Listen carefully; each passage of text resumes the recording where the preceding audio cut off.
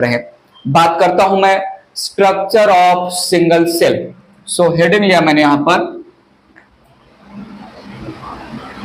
Structure of fungus cell. ज्यादा detail में बात नहीं करना है, जो कुछ इंपॉर्टेंट पॉइंट है related to the structure of fungus cell वही हमें मेंशन करना है। सो ये यहां पर मैंने बनाया फंगस के सेल का outer layer, and outer layer of fungus cell it is called cell wall.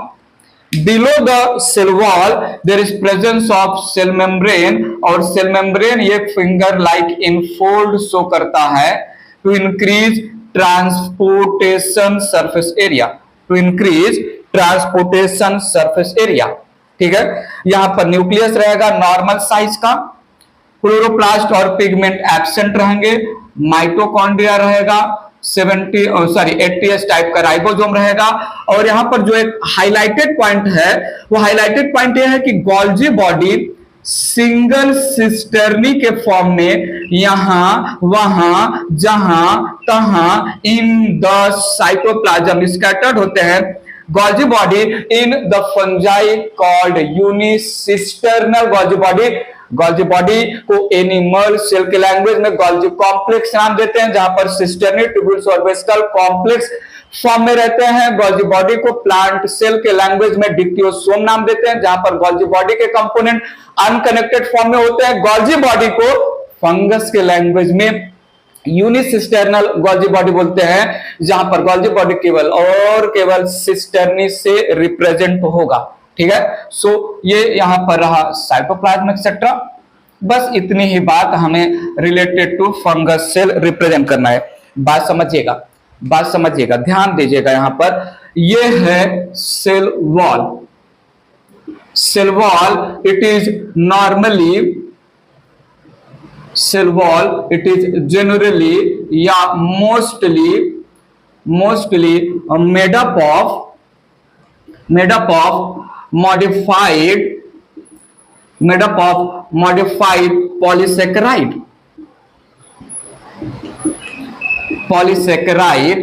called NAG। ठीक है, sorry, polysaccharide called, not modified polysaccharide, ऐसा बोल दे, polysaccharide called chitin, and this chitin it is polymer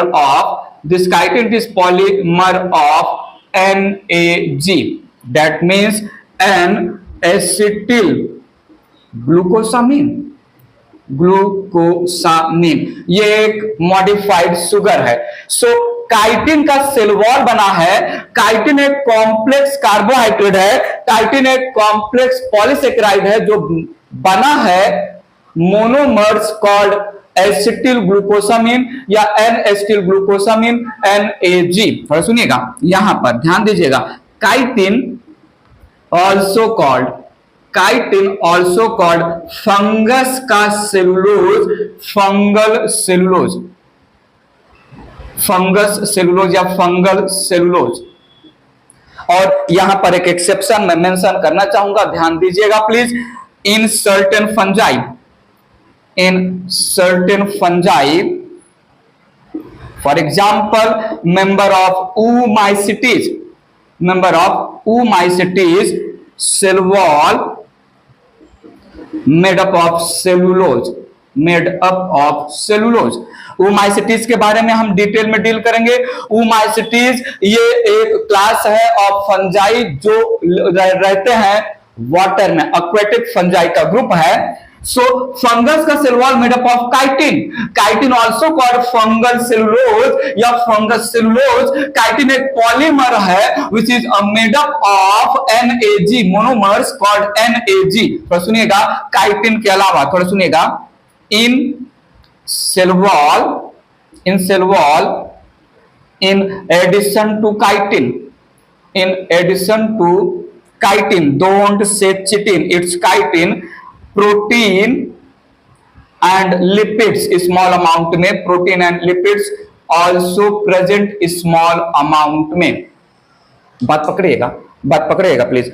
ये यहां पर है सेल मेम्ब्रेन, ये यहां पर है सेल मेम्ब्रेन।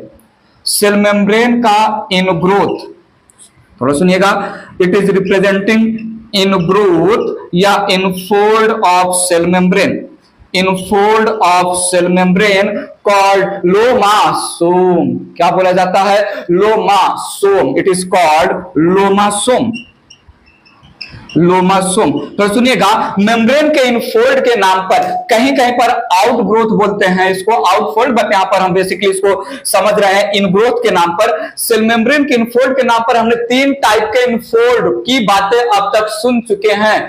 बोलो, पहला इनफोल्ड ऑफ सेल मेम्ब्रेन क्या है? थोड़ा बोलो तो सही। दूसरा क्या है? तीसरा तो लोमासोम है। पहला आपने सुना है प्रोकैरियोटिक सेल के लैंग्वेज में मीजोजोम, दूसरा आपने सुना है साइनोबैक्टीरिया, ब्लू ग्रीन एल्गी के लैंग्वेज में लैमिलासोम, और ये हो गया तीसरा लोमासोम। थोड़ा सुनिएगा, it increases transportation, surface area of cell membrane. Infold है, श्योरली जो इनफोल्ड है इसका सरफेस एरिया नॉर्मल कंडीशन से ज्यादा होगा। तो across the cell membrane, outside या इनसाइड, जिस मटेरियल का ट्रांसपोर्ट हो रहा है उस ट्रांसपोर्टेशन ऑफ मटेरियल के लिए lomasome infold of cell membrane surface area increase कर देगा। बात समझा? ठीक है, इसको हम रिप्रेजेंट कर दे रहे हैं साइटोप्लाज्म, इसको हम रिप्रेजेंट कर रहे हैं माइटोकॉन्ड्रिया, और ये यहां पर मैं रिप्रेजेंट कर रहा हूं 80S राइबोसोम। यूकैरियोटिक सेल है, 80S राइबोसोम। और जो मुझे यहां पर नॉर्मल न्यूक्लियस रिप्रेजेंट करना है, और ये है, तो सुनो, ये है unicisternal Golgi body, Golgi body in the fungus cell represented by scattered single cistern, जिसको हमने यूनिसिस्टर्नल गोल्जी बॉडी बोला। तो द फंगस का cell surrounded by cell wall made up of chitin which is polymer of NAG, also called fungal cellulose या fungus का cellulose. Aquatic fungi का class oomycetes में the cell wall made up of actual cellulose like the algae या plant. उसके बाद mitochondria है जो है unicisternal Golgi body, lomasome, cytoplasm, 80S ribosome etcetera. Point समझा? सिर्फ हमें इतनी ही बात रखना है फंगस सेल के स्ट्रक्चर से रिलेटेड। इरेज करके बात आगे बढ़ा रहा हूं मैं। थोड़ा बताइएगा please, mode of nutrition fungus में क्या होता है? मोड ऑफ न्यूट्रिशन फंगस में होता है हेटेरोट्रॉफिक। हेटेरोट्रॉफिक ऑर्गेनिज्म अगर फंगस है तो क्या मेरा बोलना ये सही होगा कि क्लोरोप्लास्ट दूर दूर तक, काफी दूर तक होगा ही नहीं, एज वेल एज क्लोरोफिल भी। सो यहां पर हम बोल सकते हैं fungus cell lacks chloroplast and pigments, chloroplast and chlorophyll pigments, सीधे लिखे पिगमेंट्स नहीं, chlorophyll pigments. Stored food material की बातें करें तो स्टोर्ड फूड मटेरियल यहां पर होगा glycogen and oil. Prokaryotic cell में ग्लाइकोजन एंड ऑयल होता है, यहां पर भी ग्लाइकोजन एंड ऑयल, और प्लांट में होता है स्टार्च, एनिमल में होता है ग्लाइकोजन। सो याद रखिएगा, stored food materials in the cell, in the cytoplasm, they are oils and glycogen तो ये सेल से रिलेटेड बातें हो गई, बात समझिएगा। नेक्स्ट पॉइंट, नेक्स्ट लाइन बोल रहा हूं, फंगस में स्पेशल टाइप का माइटोसिस होता है, एंड रिलेटेड टू फंगस के माइटोसिस, स्पेशल टाइप के माइटोसिस को हम नाम देते हैं कैरियोकोरोसिस। याद रखिएगा प्लीज, अब बात आगे ले चल रहा हूं। इन fungi special kind of mitosis present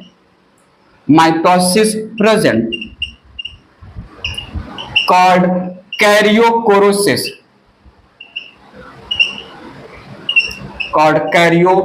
कोरोसिस। कैरियोकोरोसिस कुछ और नहीं, इट रिप्रेजेंट को जो है क्लोज्ड माइटोसिस, इट रिप्रेजेंट एंडोमाइटोसिस, जहां पर through out nuclear division nuclear membrane remain present और स्पिंडल फाइबर सेल के अंदर, सॉरी न्यूक्लियस के अंदर बनेगा। थोड़ा ध्यान दीजिएगा, it represents a kind of endomitosis या closed mitosis where nuclear membrane remain present throughout karyokinesis. Karyochorisis है और यहां पर वर्ड यूज किया कैरियोकाइनेसिस, न्यूक्लियस का division, karyokinesis nuclear division and spindle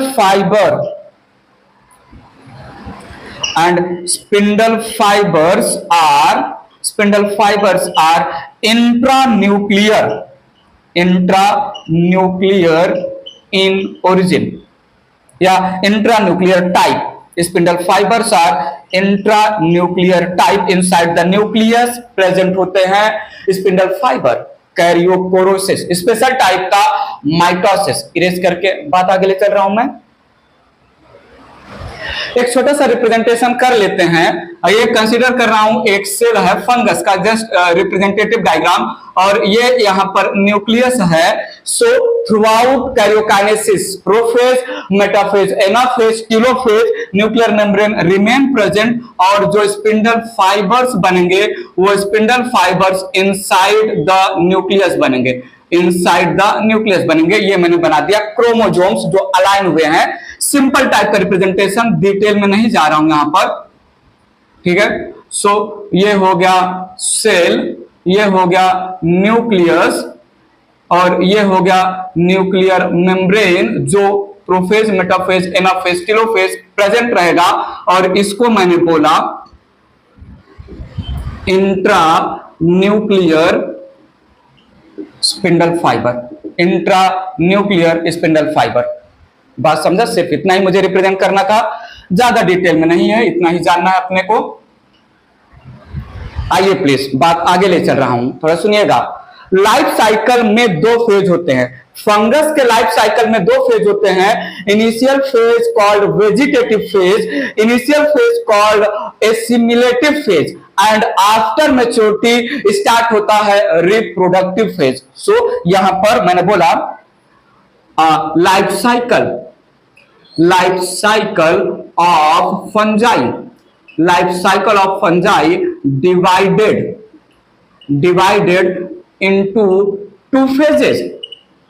divided into two phases। बात ध्यान दीजिएगा, यहां पर ध्यान दीजिएगा please.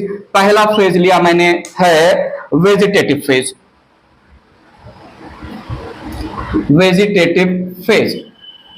It is also called assimilative phase, ठीक है। पहला फेज बिगिनिंग फेज है, रिप्रेजेंट्स बिगिनिंग फेज, ठीक है। It represents starting phase of life cycle,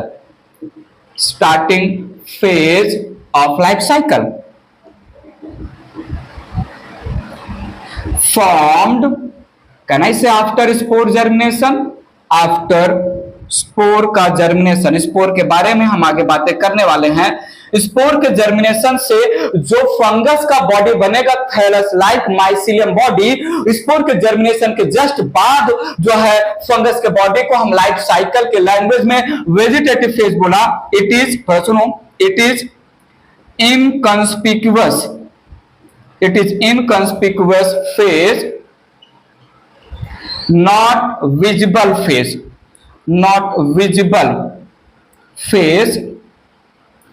as a fungus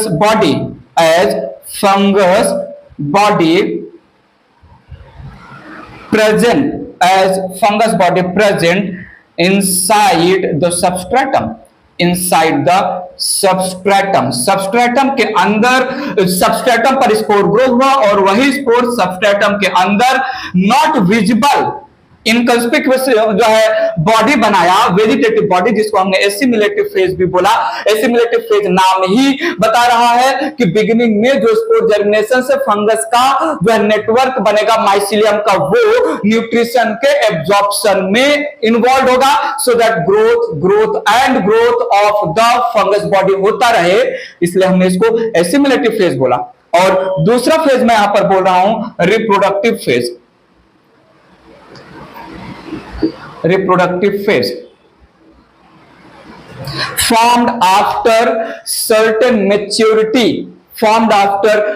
maturity in the vegetative phase. So spore germinate हुआ, उसने fungus का body बनाया, वो फंगस का बॉडी सबस्ट्रेटम पर छुपा है, हाइड है, सबस्ट्रेटम से न्यूट्रिशन एब्जॉर्ब कर रहा है, वेजिटेटिव या एसिमिलेटिव फेज बोला, न्यूट्रिशन एब्जॉर्ब करके ग्रोथ करते जा रहा है। सर्टेन मैच्योरिटी के बाद फंगस इंटर करेगा रिप्रोडक्शन में, इसलिए हमने बोला रिप्रोडक्टिव फेज। ठीक है, सो develops after maturity in vegetative phase,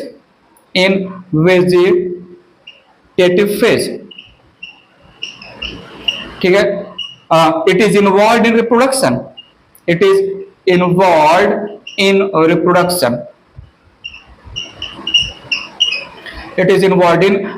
मेरी बात सुनिएगा, फंगस ग्रो हो चुका है, फंगस स्पोर जर्मिनेशन के बाद बना, ग्रोथ और डेवलपमेंट करके वो इनफ मैच्योर हो चुका है, अब वो रिप्रोडक्शन में पार्टिसिपेट करने वाला है।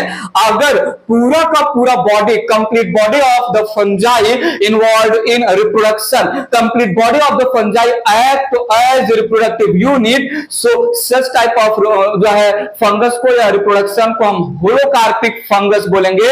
और अगर फंगस के बॉडी का केवल part after maturity, only part of fungus thallus, only part of fungal mycelium involved in reproduction, तो हम उसको बोलेंगे यूकार्पिक फंजाई। इरेज करके बात आगे बढ़ा रहे हैं। सो बिगिनिंग का phase vegetative, assimilative, nutrition absorb करेगा, तो ग्रोथ और डेवलपमेंट में इन्वॉल्व होगा, इनफ ग्रोथ और डेवलपमेंट हो जाएगा तो जो है सेकेंड फेज ऑफ लाइफ चालू होगा, रिप्रोडक्टिव फेज। सीधी सी बात है, जैसे जुवेनाइल फेज और वही जुवेनाइल फेज बाद में अडल्ट फेज और वही बाद में अडल्ट फेज जो है, तो सेम ऐसा कनेक्शन कर सकते हैं। इरेज करके बात आगे बढ़ा रहा हूं।